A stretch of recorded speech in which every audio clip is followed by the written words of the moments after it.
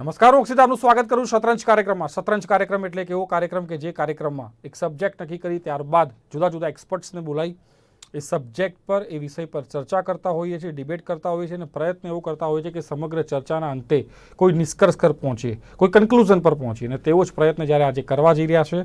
આજે સીધો સબ્જેક્ટ પર આવું છું. ખૂબ જ મહત્વનો સબ્જેક્ટ કહી શકાય એવો સબ્જેક્ટ છે અને કદાચ ભારત સરકારનો આવનારા સમયનો એક ગોલ ગણી શકો, એક ટાર્ગેટ ગણી શકો, એક મોટો ગણી શકો એમનો એવો સબ્જેક્ટ છે સમાન નાગરિક કાયદો, યુનિફોર્મ સિવિલ કોડ. એને ઇમ્પ્લિમેન્ટ કરવાનું છે. કેવી રીતે થશે, એનાથી કયા કયા કાયદાઓને અસર થશે. હાલાકી દિલ્હી હાઈકોર્ટે ભલામણ કરી છે કે અત્યારે પ્રોપર સમય છે. લોકોની માનસિકતા, પોતાની કમ્યુનિટી, ધર્મ એનાથી ઉપર ઉઠી છે. લોકો અત્યારે સ્વીકારશે this is the right time to implement this act. આવી ભલામણ દિલ્હી હાઈકોર્ટે કરી છે. ત્યારે સ્વાભાવિક છે કે સમગ્ર દેશમાં દરેક મીડિયા હાઉસમાં આના લઈને ચર્ચા ઉત્પન્ન થઈ છે. ત્યારે એ જ મુદ્દાને લઈ આજે ચર્ચા કરવાની છે. મારી જોડે જોડાયા છે ચેતનભાઈ શાહ કે જેઓ એડવોકેટ છે, સાથે દિલીપભાઈ, અને થોડી જ ક્ષણોમાં હાસિમભાઈ કુરેશી જોડાશે. આપ તમામનું સ્વાગત છે. દિલીપભાઈ, કયા કયા મેઇન મુદ્દા છે કે કઈ કઈ પોઝિટિવ સાઇડ છે કે યુનિફોર્મ સિવિલ કોડને જ્યારે દિલ્હી હાઈકોર્ટ ભલામણ કરતી હોય તો એવા કયા કયા પાસાઓ છે કે જેના કારણે ફાયદો થશે આવનારા સમયમાં જજથી લઈ, એડવોકેટથી લઈ, સમગ્ર ઇન્ડસ્ટ્રીને, સમગ્ર નાગરિક, દરેક નાગરિકને? દિલીપભાઈ, 21મી સદીમાં આપણે પ્રવેશી ચૂક્યા હોય અને ભારત એક સૌથી મોટી લોકશાહી તરીકે વિશ્વમાં સુપ્રસિદ્ધ હોય અને ભારતે ઘણી બધી બાબતોમાં બહુ પ્રગતિ કરી છે. આપણે અણુ કાર્યક્રમ હોય, વિજ્ઞાન હોય, અવકાશમાં જવાનું હોય, મંગળ પર જવાનું હોય, ત્યાંથી માંડીને બહુ બધી બાબતોમાં આપણે પ્રગતિ કરી છે. ત્યારે કેટલાક કાયદા એવા પણ છે કે જેને બદલવાની જરૂર છે અને એમાંનો એક એ છે કે બધા નાગરિકોને આપણે જો સમાન ગણતા હોઈએ તો બધા માટે કાયદા પણ સમાન હોવા જોઈએ. એમાં તમે ધર્મ, જાતિ, જ્ઞાતિના નામે ફેર ન કરો, મુખ્યત્વે ધર્મના નામે. પણ હવે ક્યારે થશે, કેવી રીતે થશે એ મુશ્કેલી છે. કારણ કે જ્યારથી આ વિચાર થયો ત્યારથી હંમેશા એનો વિવાદ અને વિખવાદ થતો રહ્યો છે. કાયદા તૈયાર જ છે, એનો ડ્રાફ્ટ તૈયાર છે, મુકાવાની તૈયારીમાં પણ હતી સંસદમાં, પણ એ નથી મુકાયો અને ક્યારે આવશે એની આપણે રાહ જોઈએ. અંગ્રેજોએ પણ કોશિશ કરેલી અહીંયા આવ્યા પછી. એને લાગેલું કે અમે એક કાયદો કરી, ત્યારે એને ખ્યાલ આવ્યો કે આ દેશ આવડો મોટો છે ને ત્યાં બહુ બધી કમ્યુનિટી છે, બહુ બધા ધર્મના લોકો રહે છે, દરેકના પોતપોતાના વિચારો છે ને પોતપોતાની પરંપરાઓ છે. એટલે ત્યારે પણ મુશ્કેલી થયેલી અને સતી પ્રથાને આપણે વાત કરીએ કે સતી પ્રથા ઉપર પ્રતિબંધ મૂક્યો હતો, પણ પછીના બીજા કાયદાઓમાં ખાસ કઈ અંગ્રેજો પણ કરી શક્યા નહોતા. કારણ કે એમને તો એ સત્તામાં રસ હતો, એને અહીંથી શાંતિથી શાસન કરવું હતું, કોમ્યુનિટીએ જેને જે કરવું એ કરે. એ પછી આપણે સીધા આવી જઈએ આઝાદી પછી આપણે જે કાયદાની તૈયારીઓ કરી.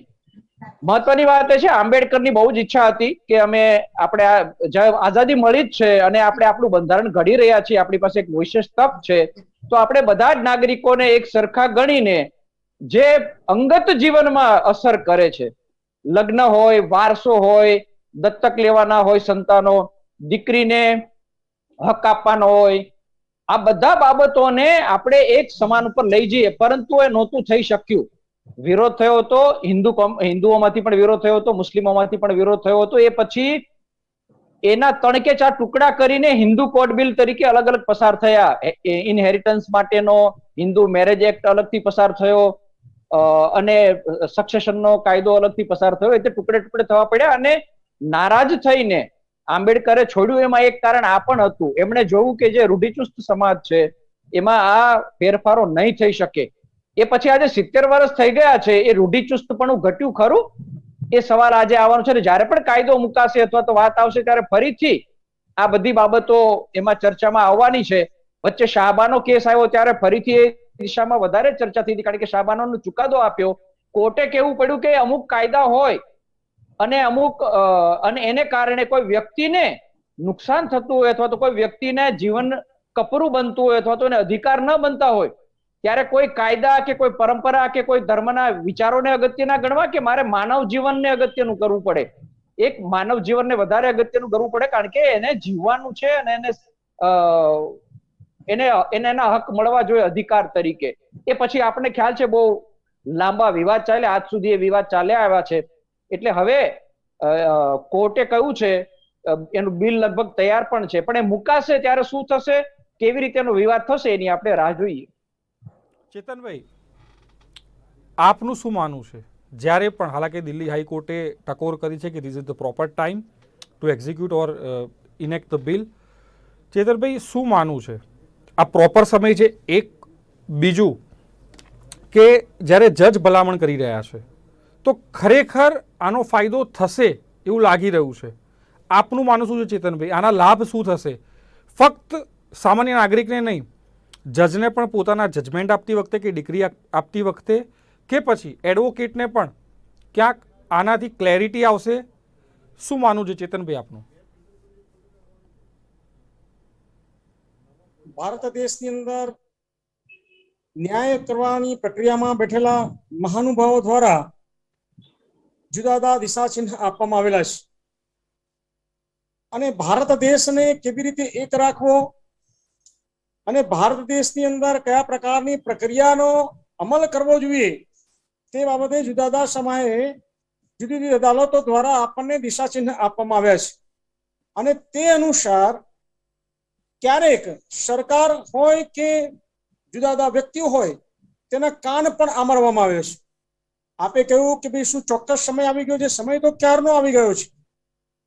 જ્યારે દેશની અંદર રહેતા વ્યક્તિઓ એક નાગરિકતાની વાત કરતા હોય કે અમને પણ આ પ્રકારના અધિકાર પ્રાપ્ત થવા જોઈએ, મને પણ વેક્સિન મળવી જોઈએ, મને પણ જે રીતે ચોક્કસ કોમ્યુનિટીને જે પ્રમાણે સહાયતા પ્રાપ્ત થશે તે પ્રમાણે મને પણ સહાયતા પ્રાપ્ત થવી જોઈએ, તેવી તમામ ધર્મના લોકો માંગણી કરતા હોય છે. જ્યારે લાભ લેવાની વાત હોય ત્યારે તમામ કોમના વ્યક્તિઓ પોતાના અધિકારો લઈને આવતા હોય છે. ફરજની કોઈ વાત નથી કરતા, પરંતુ પોતાના અધિકાર આ પ્રમાણે પ્રાપ્ત થવા જોઈએ તેવી વાત કરે છે. ઘણા લાંબા સમયથી વાતો થઈ રહી છે, ત્યારે સમય તો ઘણા લાંબા સમયથી આવી ગયો છે. આ સમયની રાહ જોવાની આવશ્યકતા નથી, પરંતુ આજ જ્યારે નામદાર કોર્ટે દિશા ચિહ્ન આપ્યું, હું તમને બહુ સારા શબ્દમાં કહ્યું, દિશા ચિહ્ન કહેવાય, એને માર્ગદર્શન આપ્યું છે, ભારત દેશના તમામ લોકોને માર્ગદર્શન આપ્યું છે કે હવે સમય આવી ગયો છે. સમય આવી ગયો છે શબ્દ વાપર્યો છે. એટલે નામદાર કોર્ટે ઘણા ભારા હૃદયે કહેવું પડ્યું છે કે ભાઈ સમય આવી ગયો, ભાઈ હવે ક્યાં સુધી રાહ જોવાની છે? એટલે આ એક ચોક્કસ સમય આવી ગયો છે. અને આ જ્યારે સમય આવ્યો છે ત્યારે હું ચોક્કસપણે એવું માનું છું, જ્યારે સમાનતાની વાત, જ્યાં વાત છે સમાનતાની વાત છે, ભારત દેશની અંદર રહેતા તમામ નાગરિકોને પોતાના તમામ અધિકારો જે પ્રાપ્ત થતા હોય છે સમાન હોવા જોઈએ. આજે કોઈ વ્યક્તિને રેલવેમાં જવું હોય તો તેને ફર્સ્ટ ક્લાસમાં જવું હોય તો તેની ટિકિટ એક હોય તો એને બીજાને પણ ટિકિટ એક જ હોય છે. તેને કોઈ કોમ પ્રમાણેની ટિકિટની વ્યવસ્થા નથી. ત્યારે ભારતની અંદર રહેતા નાગરિકને છૂટાછેડા પ્રાપ્ત કરવા હોય તો હિન્દુઓ માટે અલગ કાયદો, ચોક્કસ કોમ માટે અલગ કાયદો, અમુક વ્યક્તિ માટે અલગ કાયદો, એ ન હોઈ શકે.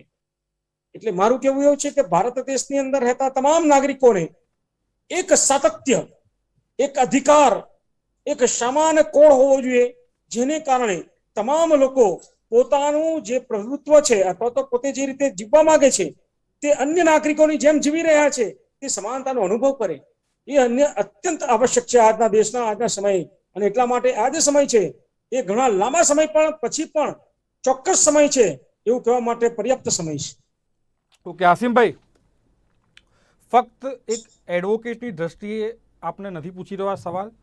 એક મુસ્લિમ અગ્રણી અને એક મુસ્લિમ સંગઠનો સાથે આપ સંકળાયેલા છો, ત્યારે હર હંમેશ જ્યારે યુનિફોર્મ સિવિલ કોડ આવતું હોય છે ત્યારે પર્ટિક્યુલર મુસ્લિમ સમાજને, મુસ્લિમ સમુદાયને ની સામે પ્રશ્નાર્થ ચિહ્ન હોય છે કે સમર્થન મળશે કે કેમ, સમર્થન નહીં મળે તો શું થશે, કેન્દ્ર સરકાર આગળ વધશે તો આ સમુદાયના સમર્થનની સાથે વધશે કે જેમ 370 ઇમ્પ્લિમેન્ટ કર્યું કે ભાઈ નાઉ ધીસ ઇઝ ધ ટાઈમ કે આ ઇમ્પ્લિમેન્ટ કરવું જોઈએ તો કરવું જોઈએ. હાસિમભાઈ, શું માનવું છે? સમાજનો વ્યૂ આપો અને એઝ એન એડવોકેટ કે ખરેખર લાવવું જોઈએ કે નહીં? જ્યાં સુધી કોમન સિવિલ કોડ એટલે સમાન સિવિલ કાયદાની સવાલ છે તો we are having the same. ત્યાં નથી. Civil procedure code is there, transfer of property act is there, Indian contract act, આ બધા સિવિલ કાયદાઓ છે ને સમાન છે, બધાને લાગુ છે. બે જ મુદ્દાઓ છે એમાં એક તો મેરિટલ જે ડિસ્પ્યુટ હોય અને બીજું કે સક્સેશનનું જે છે હેરિટન્સ. આ બે વસ્તુ જે છે એને પર્સનલ લો કહેવાય. એ બધી કારણ કે we are the countries of the tribes and caste and different religion જે છે એનું એક સમૂહ છે. આ કન્ટ્રી યુનિયન એનું છે. સ્ટેટ્સનું યુનિયન તો છે જ, પણ આપણા યુનિયનમાં આ યુનિયન પણ બનેલું છે કે જે કાસ્ટ બેઝ ઉપર છે, રિલિજન બેઝ ઉપર છે, કોમ્યુનિટી બેઝ ઉપર છે, લિંગ્વિસ્ટિક બેઝ છે આખું. તો આ લોકોનું ઘણી બધી ટ્રેડિશન જે છે, જ્યાં સુધી તમે જુઓ કે સાઉથમાં આપણે એક મંદિરનું કેસ હતું સબરીમાલા, ત્યાં એ લોકોએ કોમ્પ્રોમાઇઝ ના કર્યું. આપણે બીજી પણ ઘણી વસ્તુ ટ્રેડિશન જોઈએ તો એમાં પણ કોમ્પ્રોમાઇઝ ના થયું. એક આખી એક ટ્રેડિશન ને એ જેને પ્રોટેક્ટ કરી છે કોન્સ્ટિટ્યુશને, તો જ્યાં આ વસ્તુનો સવાલ આવે છે તો જેમાં રિલિજન સામેલ હોય, જે રિચ્યુઅલ્સમાં, તો એની ઉપર આપણી કોમ્યુનિટી, એ હિન્દુ હોય, મુસ્લિમ હોય, ક્રિશ્ચિયન હોય, એ લોકો એની ઉપર કોમ્પ્રોમાઇઝ કરવા માંગતા નથી. કારણ કે એઝ એ લોયર નહીં, એઝ એ હ્યુમન બિંગ જો હું કહું ને બધાને માનવું પડશે કે આપણે બધા આજ પણ આ જે કોન્સ્ટિટ્યુશન છે it's one document of governance. એની ઉપર બધા આપણા ધર્મગ્રંથો છે, એની ઉપર રિલિજિયન છે, એ માનવું પડશે અને માનવું પડશે. તો એના જે આપણા માઇન્ડસેટ છે એ આજે પણ રિલિજિયસ છે. આપણે વેસ્ટર્ન કન્ટ્રીની જેમ આપણો રિલિજિયન છોડી નથી દીધો, ત્યાગી નથી દીધું. તો જ્યાં જ્યાં રિલિજિયસ પાર્ટ આવે છે તો એની ઉપર એક બે મુદ્દા ઉપર એક તમે જે પર્સનલ લો જેને કહેવાય બધી કોમ્યુનિટીનું, તો એમાં હિન્દુ માટે, પારસી માટે, ક્રિશ્ચન માટે, બધા માટે મેરેજનું એ આખું અલગ છે અને સક્સેસનું અલગ છે. હવે સપોઝ આ બનાવી લેવામાં પણ આવે, સપોઝ, કારણ કે આ જ્યારે પણ મુદ્દો ઉઠે છે એ ટાર્ગેટેડ મુદ્દો છે, એ ગમે તે હોય. કારણ કે જ્યારે પણ ઇલેક્શન હોય ત્યારે આપણને પાકિસ્તાન અને મુસ્લિમ તો યાદ આવે જ આવે જ. આપણી જે આ પોલિટિકલ પાર્ટીઓ છે એટલી કમજોર છે કે લોકોને આવા ઇસ્યુ જોઈએ. ગવર્નન્સ નથી કરવું, પોલિટિક્સ કરવી છે. તો સપોઝ બનાવી દઈએ, અને ઓલરેડી છે, હું તો કહું છું કે ઓલરેડી છે. તો આ આપણે આર્ટિકલ 44 માં આવી ગયા અને ડાયરેક્ટિવ પ્રિન્સિપલ ઓફ સ્ટેટ પોલિસીનું સબ્જેક્ટ છે. કોર્ટ એમાં કોઈ પણ જાતની ટિપ્પણી ના કરી શકે, કોઈ સજેશન ના આપી શકે, નોટ એડમિસેબલ એટ ઓલ. એનું કોમ્પિટન્સ નથી કોર્ટનું. It's a totally subject of state government or a central government. Government consider કરવાનું છે કે જ્યારે આખી કન્ટ્રીમાં વાતાવરણ, માહોલ સાજગાર થાય અને એ લોકોએ આખું એવું માહોલને એટમોસ્ફિયર કરી નાખ્યું હોય કે જ્યાં એક્સેપ્ટેબિલિટી 100% થઈ જાય, ત્યારે yes, nobody can take objection. આમાં વારે ઘડીએ કોર્ટનો શા માટે યુઝ કરવામાં આવી રહ્યો છે? આ કોર્ટનો સબ્જેક્ટ જ નથી. અને જ્યારે કોર્ટને આવું કરવું હોય તો કોર્ટ માટે બહુ સારી ડ્યુટીઝ છે. આર્ટિકલ 38 થી સ્ટાર્ટ થાય છે, 51 સુધી જાય છે.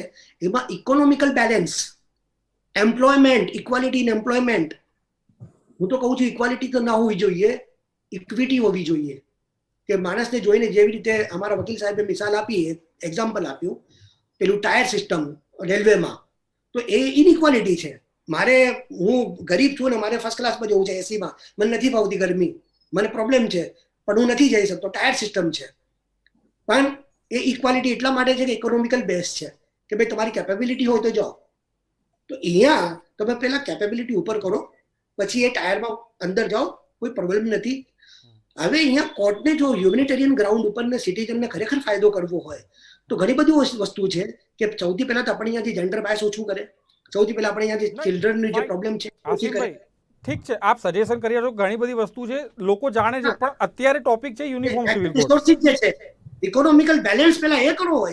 ઇકોનોમીનું ઇક્વલ ડિસ્ટ્રીબ્યુશન નથી પહોંચતું નીચે સુધી. 100% સાચી વાત છે આપની કે પહેલા એ કરવું જોઈએ, પણ આપણે આવશે ને એક દિવસ એ પતશે ત્યારે આવવાનું જ છે, તો કેમ અત્યારે નહીં? પહેલા એ આપણે 38 થી સ્ટાર્ટ કરીએ, 44 ઉપર આવી જઈશું. આસિમભાઈ આજે ચેતનભાઈનો વ્યૂ લઈ લઈએ. આપણે વકીલાત કરીએ છીએ ત્યારે આપણને ક્યાંય કોઈ પણ પ્રકારની તકલીફ પડતી નથી, ત્યાં બિલકુલ સમાનતા છે. આપણા જજી આપણે ઇકોનોમિકની વાત કરી છે ત્યારે બધાને જ અત્યારે હું ચોક્કસપણે માનું છું કે માત્ર હિન્દુ સમાજના લોકો ચોક્કસ પ્રમાણે આગળ વધી રહ્યા છે એવું નથી. આજે તેલની ફેક્ટરીની અંદરથી માંડીને ઘણી બધી ફેક્ટરી એવી છે કે જેની અંદર સમાજના લઘુમતી કોમના લોકો પણ ખૂબ જ આગળ છે.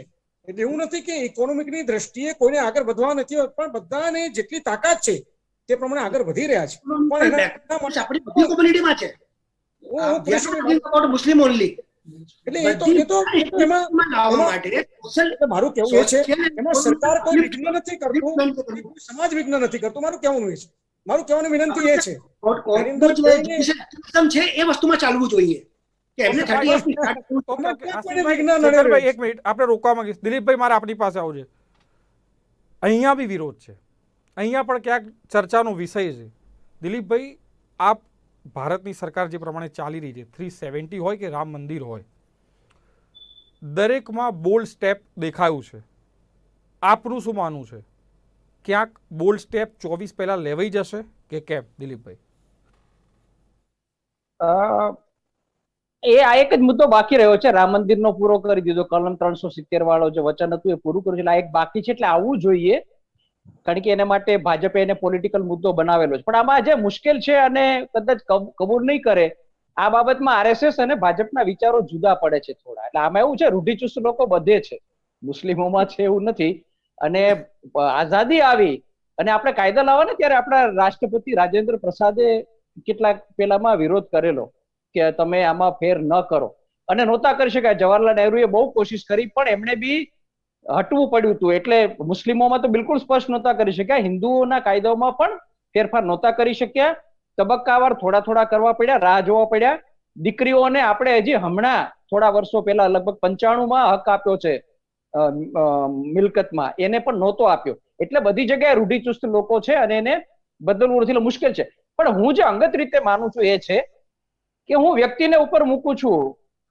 ધર્મ માટે વ્યક્તિ નથી, વ્યક્તિ માટે ધર્મ છે. વ્યક્તિના કલ્યાણ માટે, મારા કલ્યાણ માટે ધર્મ છે. મારું કલ્યાણ થતું હોય તો મને ધર્મ છે, પણ ધર્મના કલ્યાણ માટે મારે મુશ્કેલી ભોગવવી પડે તો મારા માટે એનો કોઈ અર્થ નથી. મારા માટે હું મહત્વનો છું અને જે બે મૂળભૂત કાયદા છે. બીજું, ધર્મ પાળવાની છૂટ છે. કલમ આપણે જે વાણી સ્વાતંત્ર્ય આપ્યું છે એ પ્રમાણે ધર્મ પાળવાની છૂટ છે. દરેક વ્યક્તિ પોતપોતાનો ધર્મ પાળે. પણ તમે લગ્ન કરો છો ત્યારે અથવા વારસો છો આપો છો ત્યારે એકથી વધારે વ્યક્તિ સંકળાય છે. એક કાઇન્ડ ઓફ કોન્ટ્રાક્ટ થાય છે, બે વ્યક્તિ એમાં જોડાય છે. અને એને કારણે જ્યારે પણ બે વ્યક્તિ જોડાય ત્યારે ડિસ્પ્યુટ થાય ત્યારે બહુ મુશ્કેલી થાય છે. તો ડિસ્પ્યુટ થાય ત્યારે શું કરવું, એનો ઉકેલ કેવી રીતે લાવવો? એમાં વારસો હોય, આપની વાતની વચમાં બોલું. આપણે જે કીધું ને કે આ જ્યારે બીજો વ્યક્તિ અંદર સામેલ થાય તો એક કોન્ટ્રાક્ટ ઉભો થાય છે. સેમ આઈડિયોલોજી છે એ કુરાનની છે અને ઇસ્લામ એ જ કહે છે કે marriage is nothing but a contract, kind of contract. તો આપણી પાસે સ્પેશિયલ કોન્ટ્રાક્ટ એક્ટ છે. મારું એમાં મેરેજ થઈ શકે મુસ્લિમનું, મને પ્રોબ્લેમ નથી. મારા હિન્દુ ભાઈઓ છે ને એમને પ્રોબ્લેમ થશે ફેરા લેવામાં. તો એની ઉપર હા, હું એ જ વાત કરું છું કે દરેક ધર્મના પોતપોતાના વિચારો છે. દરેક ધર્મમાં થોડા રૂઢિચુસ્ત લોકો છે, અમુક નથી બદલવા માંગતા. પણ હું એમ કહું છું કે ધર્મએ જે નક્કી કર્યું હોય ને, હું તો એમ કહું છું કે ધર્મએ નક્કી કર્યું કે બે વ્યક્તિ વચ્ચે લગ્ન થાય ત્યારે શું થાય, એ ધર્મ કેના કરતા વ્યક્તિઓને નક્કી કરો. તો લગ્ન તો વ્યક્તિએ કરવાના છે ને, ધર્મએ થોડા લગ્ન કરવાના છે. વ્યક્તિ તો મારે કરવાના છે અને મારી સાથે જે જોડાવે એને કરવાના છે. એ બંનેને નક્કી કરવા દો.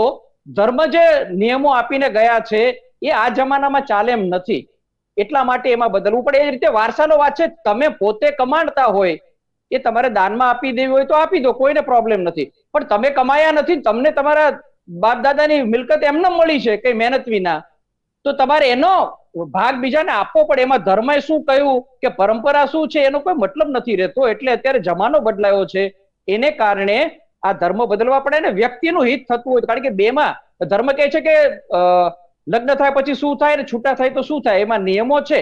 અને અત્યારે જે કેસ છે ને એમાં એકચ્યુઅલી એ જ મુદ્દો છે. મીણા કમ્યુનિટીમાંથી એક કેસ આવ્યો છે. એટલે એ કે ના, અમારા કાયદા તો જુદા છે, એ તમારો સ્પેશિયલ મેરેજ એક્ટ અથવા તો હિન્દુ મેરેજ એક્ટ છે ને જુદો છે. અમે તો મીણા છીએ, અમે આદિવાસી પેલામાં આવીએ છીએ, એટલે અમારા નિયમો જુદા છે. એટલે એ નિયમોને કારણે કા પતિને કા પત્નીને કોઈકને નુકસાન થાય છે. તો એ ન થવું જોઈએ. અને હું એમ માનું છું કે સિવિલ કોડ જે સિવિલ મેરેજ થાય છે અથવા તો આપણે સ્પેશિયલ મેરેજ એક્ટ છે એની નીચે થાય છે, એના નિયમોમાં પણ જેને મુશ્કેલી થાય છે તો એવું કહેવાનો જ છે કે મને પણ આ નિયમને કારણે કાં તો પતિ કહેશે કાં તો પત્ની કહેશે, અને જેને વારસો મળ્યો છે એમાં કોઈ કહેશે. ત્યાં પણ થવાનું તો છે, પણ કમસે કમ લોકશાહી દેશમાં એક ગ્રાઉન્ડ છે, એક સમાન છે. ધર્મને આધારે નહીં પણ વ્યક્તિને આધારે લગ્ન કેવી રીતે થાય, એ કેવી રીતે ચાલે, છૂટા પડવાનું થાય તો શું થાય, અને વારસો કેવી રીતે મળે, દીકરીને કેવી રીતે મળે, દીકરાને કેમ મળે, કમસે કમ એ બાબતમાં સમાનતા આવે એવું થાય. પણ હવે આ આખી વાત મેં કહ્યું પ્રમાણે પોલિટિકલ તો છે જ, એને ઇનકાર થાય એમ નથી, અને એનો લાભ લેવાની કોશિશ તો થવાની છે. પણ મને તો એટલો રસ છે કે રાજકીય પક્ષોએ જે કરવું હોય એ કરે, કમસે કમ વ્યક્તિઓને આપણે કેન્દ્રમાં રાખીને કાયદા થતા હોય તો કંઈ ખોટું નથી. દિલીપભાઈ, એક જી ચેતનભાઈ, મારે આપણી પાસે આવું. ચેતનભાઈ, એક રાય, એક મેસેજ મીડિયા હાઉસ સુધી બી એ પહોંચ્યા છે કે યુનિફોર્મ સિવિલ કોડ લાવવા માટે અનેક લોકો તૈયાર છે, મુસ્લિમ કોમ્યુનિટીના હોય કે હિન્દુ કોમ્યુનિટી, પણ ડર ધર્મગુરુઓને છે કે વ્યક્તિ પોતે સ્વતંત્ર થઈ જશે. આજે હું મુસલમાન છું કે હું હિન્દુ છું, મારે જે કરવું હોય એ હું ડિસાઇડ કરીશ બાય યુનિફોર્મ સિવિલ કોડ લો. તો એ મારે જે ડિસાઇડ કરવું છે હું જાતે કરતો થઈશ તો ક્યાંક હું ધર્મગુરુઓથી દૂર થતો જઈશ. આ એક ડર છે. આ ડરના કારણે ક્યાંક યુનિફોર્મ સિવિલ કોડને અંધારું કરી અને વધુ ડરાવવાનો પ્રયત્ન થઈ રહ્યો. ચેતનભાઈ, શું માનવું છે આપને? મારું એટલું જ કહેવું છે કે સમાન સિવિલ કોડથી નુકસાન કોને? પ્રશ્ન આ. સમાન સિવિલ કોડથી કોઈ નાગરિકને ભારત દેશની અંદર નુકસાન થવાનું નથી. ધર્મગુરુઓની વાત જ્યાં સુધી લાગે વર્ગે છે ત્યાં સુધી, ચાહે હિન્દુ ના હોય કે ચાહે કોઈ પણ કોમ્યુનિટી હોય, આપ જોઈ રહ્યા છીએ દેશની અંદર ઘણા જ ધર્મગુરુઓને કારણે ઘણું અધપતન થયેલું છે અથવા તો પતન થયેલું છે. અને કેટલાક ચોક્કસ ધર્મગુરુઓ પોતાની ચોક્કસ પ્રકારની પ્રક્રિયાઓ મોભો જળવાઈ રહે અથવા તો પોતાનું મહત્વ જળવાઈ રહે, બહુ મહત્વની વાત કરી રહ્યો છું, મહત્વ જળવાઈ રહે તે માટે ચોક્કસ માર્ગદર્શન નથી આપતા અને ચોક્કસ જ્ઞાન નથી આપતા, ચોક્કસ ઉપદેશ નથી આપતા. છે કે એના કારણે લોકોમાં વહેમ કે ભ્રમ ફેલાવવામાં આવી રહ્યો છે કે આ આવશે તો આવું થશે, આ આવશે તો આવું થશે. સાચા ઉપદેશની આવશ્યકતા છે. માત્ર મારી એ જ પ્રશ્ન છે કે આ સમાન સિવિલ કોડથી નુકસાન શું? આજે કોઈ વ્યક્તિ હજુ સુધી ક્યારેય કહી શકી નથી કે સમાન સિવિલ કોડથી કયા નાગરિકને શું નુકસાન થશે. આ સમાન સિવિલ કોડથી કોઈ નાગરિકને નુકસાન થવાનું નથી, એ સમજી લેવાની આવશ્યકતા છે. આજના દિવસે હું મીડિયા અને આપના માધ્યમથી તમામ નાગરિકો જે અત્યારે સાંભળી રહ્યા છે અને બીજાને સમજાવે કે ભાઈ એનાથી કોઈને કોઈ નુકસાન નથી. માત્ર ને માત્ર ધર્મ અંધશ્રદ્ધાળુ લોકો દ્વારા વહેમ ફેલાવવાનો અથવા તો ચોક્કસ કોમ્યુનલ હકીકતો ફેલાવવાનો પ્રયત્ન થશે. નુકસાન કોઈ પણ થતું હોય તો તેને રજૂઆત કરવી જોઈએ કે ભાઈ આ કાયદાથી આ વસ્તુથી નુકસાન થતું હોય છે, તો સરકારો પણ તેની અંદર સુધારો કરવા માટે તૈયાર હોય છે. સમાન સ્કિલ કોડની અંદર પણ સુધારાની આવશ્યકતા છે. ચોક્કસ પ્રમાણે સુધારો થશે. આસિમભાઈ, સ્વીકારી લો કે યુનિફોર્મ કોડ આવે છે, હવે જે નુકસાન થાય છે 1 કે 2 કે 5 કે 7 કે 10 બાબત હશે કે આ 10 બાબતમાં ક્યાંક અમારા ધર્મને નુકસાન થઈ રહ્યું છે, આ રીતે નુકસાન થઈ રહ્યું છે, તો ક્યાંક ટેબલ પર બેસીને એની ચર્ચા કરી, પોલિસીમાં કે ડ્રાફ્ટમાં થોડો ચેન્જીસ કરી, અલ્ટરનેટિવ રાખી, ઓર શબ્દનો ઉપયોગ કરી ક્યાંક સમાધાન પર બેસી અને આને લાવવા માટે સમુદાય તૈયાર છે કે કેમ? હાસિમભાઈ, જો આપણે ગવર્મેન્ટ જે છે એ માત્ર ગવર્નન્સના એ નથી, પણ they are also protector of the faith and the life and property of the public at large. આજે ગવર્મેન્ટે એવું સિગ્નલ આપ્યું છે કે this government is a favourable government to a particular community, જેને હું નથી માનતો, મારા મિત્રો ના માને, પણ મેજોરિટી જે પબ્લિક છે એમાં આ સિગ્નલ ગયું છે. અને આ સિગ્નલના કારણે એ પર્ટિક્યુલર કોમ્યુનિટી આખી ડરમાં છે કે ભાઈ આ લોકો અમારી ઉપર કંઈ ને કંઈ તરાપ મૂકવા માંગે છે ગમે તે રીતે. તો સૌથી પહેલા ગવર્મેન્ટે એ લોકોનો વિશ્વાસ જીતવું પડે, એવું બતાવવું પડે કે ભાઈ મોદી જે છે એમનો પણ ઇસ્લામ એટલો જ એના માટે મહત્વનો છે જેટલો હિન્દુઇઝમ છે કે ક્રિશ્ચિયનિટી છે. કારણ કે he is a prime minister, he is at one level, he is for all. But Modi સાહેબ તો આપણે ઈદ પણ વિશ નથી કરતા, તો આ કોમ્યુનિટી સાવ કઈ રીતે એમની વાત માને? તકલીફ ત્યાં જ છે. જો ઈદ વિશ કરે અને ટોપી પહેરે તો જ સ્વીકારાશે કે ના નરેન્દ્રભાઈ આપણા છે? કરવી પડે. એમને ના કરીને એ બહુ ખરાબ વસ્તુ હતી. એ કોન્સ્ટિટ્યુશનલ બ્રીચ હતું એમનું. કારણ કે એવું કહેવા માંગતા છે કે ના હું મુસ્લિમોને હેટ કરું છું. અશ્વિનભાઈ, મારો પ્રશ્ન આ છે કે નુકસાન શું છે? આપ કોઈક તો મને કહેશો. એમનું કોઈ ધર્મ નથી, મોદી સાહેબનું કોઈ ધર્મ નથી, એ કોન્સ્ટિટ્યુશનલ પોસ્ટ ઉપર છે. એમના માટે બધા ધર્મો છે, એમના માટે બધી કોમ્યુનિટી છે, એમના બધી જગ્યાએ એમને પગડી પહેરી છે, આ બધું કર્યું છે. બીજી એમને ઘેર હેડ ઘેર પહેર્યા મુદ્દા પર આવી, આસિમભાઈ, વ્યક્તિગત વાત ઉપર ચડી ગયા. ટોપી પહેરી લો તો આ બધું આવી જશે. આસિમભાઈ, મને એવું લાગે છે કે આપણે આસિમભાઈ એમાં એવો પણ સવાલ આવે છે આસિમભાઈ એમાં એ પણ સવાલ આવશે એનું સમાધાન નીકળે તો પછી તૈયારી છે કે કેમ? ના ના પેલા ના, ના, આસિમભાઈ, તૈયારી છે કે કેમ? એક બીજો સવાલ તમે સવાલ કર્યો એટલે મારે આમાં ઓકે દિલીપભાઈ, આસિમભાઈ, ના, દિલીપભાઈ નો સવાલ ના, તમે કહ્યું વાત સાચી છે. જો એ બધા ધર્મ માટે સંભાવ હોય, હું એમાં જ માનું છું, સર્વ ધર્મ સંભાવમાં મને પ્રોબ્લેમ નથી. પણ આમાં તમે જે કહ્યું કે ઈદ વિશ કરે તો સામો સવાલ આવશે, તિલક થશે કે કેમ, પ્રસાદ લેવામાં આવશે કે કેમ. એટલે આમાં એવું છે, એ ચર્ચામાં પડીએ તો બહુ પેલા તરફ એના કરતા આપણે સંભાવ માટે વાત કરીએ. ગમે તે કરું, હું એક પોસ્ટ ઉપર ગયો છું. એ બધા હા, હું મારી ઇન્ડિવિડ્યુઅલ રીતે તો તમારી નહીં, તમારી વાત નથી, પણ કોઈ હામિદ બેઠા હશે અંસારી તો એ પણ કરશે, એની સામે ઉપરાષ્ટ્રપતિ આવશે હતા, સવાલ. હામિદ અંસારી પણ ઉપરાષ્ટ્રપતિ હતા. હમ. ક્યાંક એમને પણ કોઈક મંદિરે જોવા નથી ના ના, મળ્યા. એમાં તો એકચ્યુઅલી એમાં તો જુદી વાત છે આસિમભાઈ. એમાં હું જુદું માનું છું કે જે સર્વ હોદ્દા પર બેસે ને એને તો આપણા બંધારણ પ્રમાણે બધા ધર્મથી અલગ રહીને રહેવાનું વાત છે. અને એમાં પેલો સેક્યુલર નો અર્થ જે પશ્ચિમમાં છે તો આપણે બધા સ્વીકાર્યો કર્યા સાહેબ. કે ભાઈ રાજ્ય છે એ ધર્મની બાબતમાં નહીં, પણ રાજ્ય વહીવટ કરશે અને શાસન કરશે. ધર્મની બાબત ધર્મના લોકો સંભાળે અને વ્યક્તિગત રીતે સંભાળે. એટલે એમાં આસિમભાઈ બહુ ભૂલી ગયા કે આસિમભાઈ ભૂલી ગયા કે નવાઝ શરીફને મોદીજી બર્થડે વિશ કરવા ગયા હતા. એમનું એ પર્સનલ એમના રિલેશન છે. એમ નહીં. હવે ભાઈ, મારી સાથે અમારું relation છે. You are most welcome. આસિમભાઈ, હું તમારે leave it, જાઉં. leave it. આપણે મુદ્દા પર આવીએ. જ્યારે આસિફભાઈ, જ્યારે તમે ભૂલી જાઓ છો. ફાઇનલ સ્ટેજ પર છીએ આપણે, 4 જણા જ વ્યક્તિ છીએ. હવે જે તકલીફ છે એ રજૂઆત કરો, એનું સમાધાન જેટલું થઈ શકે એટલું કરવાનું છે, ઇમ્પ્લિમેન્ટ કરવાનું છે. તૈયારી કેટલી છે કે પછી એ જીદ છે કે નથી લાવું, બસ નથી જોઈતું જ નથી, ગમે એટલું સારું હોય. પડશે. હિન્દુ ના રે આપણી જે ગવર્મેન્ટ છે એટલે પેલી જે પાર્ટી ઇન ગવર્મેન્ટ એને થોડું મુસ્લિમ પણ બનવું પડશે. એને એમાં ગ્રીન કલર મૂક્યું છે એમના ફ્લેગમાં, અને એમને પ્રેક્ટિકલ બતાવવું પડશે કે we are believing in green also. Okay fine. Chetanbhai, છેલ્લે ટૂંકમાં જાણવા માંગીશ કે ક્યાંક થોડુંક એક વિશ્વાસ ઉભો કરવાની વાત છે. कमल के नीचे भी ग्रीन है, कमल को संभाल रखा है ग्रीन ने. तो थोड़ा सा એટલે આ green बनिए. વિશ્વાસ ઉભો કરવા માટે દરેક વ્યક્તિની જવાબદારી છે. ચેતનભાઈની પણ જવાબદારી છે, અસીમભાઈની પણ જવાબદારી છે, Yes, yes. દિલીપભાઈની જવાબદારી છે, મીડિયાની જવાબદારી છે. સાથે સાથે દરેક ધર્મના ધર્મગુરુઓની, હું દરેક કહું છું, હું કોઈ વ્યક્તિગત આક્ષેપ દરેક. દરેક ધર્મના ધર્મગુરુઓની જવાબદારી છે. as well as દરેક મીડિયાએ ધર્મગુરુ કોઈ પોઝિટિવ દિવસ ના કરે, એમનું vested interest છે. આપણે બહાર આવવું પડે. ઓકે હું ફાઇન. કહું છું ને, સમયની આપણે મર્યાદા છે. આપ પહેલા તમામ આપણી વાત જોડાયા, જે પણ ચર્ચા થઈ તે બદલ આપ તમામનો આભાર. તો ખાસ કરીને જે મુદ્દો છે ખરેખર વિવાદિત છે, આપે પણ જોયું, પણ દરેક નાગરિક માટે કાયદો સમાન થાય. નાગરિક ડિસાઈડ કરે કે મારે શું કરવું છે, નહીં કે મારા ધર્મમાં આ રીતિ રિવાજ આવી રહ્યા છે એટલે હું આવું કરીશ, મારા સમાજથી આ પ્રમાણે પદ્ધતિ છે, આ પ્રથા છે એટલે મારે આ કરવી પડશે. નહીં, માણસ નક્કી કરે, નાગરિક નક્કી કરે કે બોસ મારે શું કરવું છે, અને એ પ્રમાણે યુનિફોર્મ સિવિલ કોડ ડિઝાઇન થાય.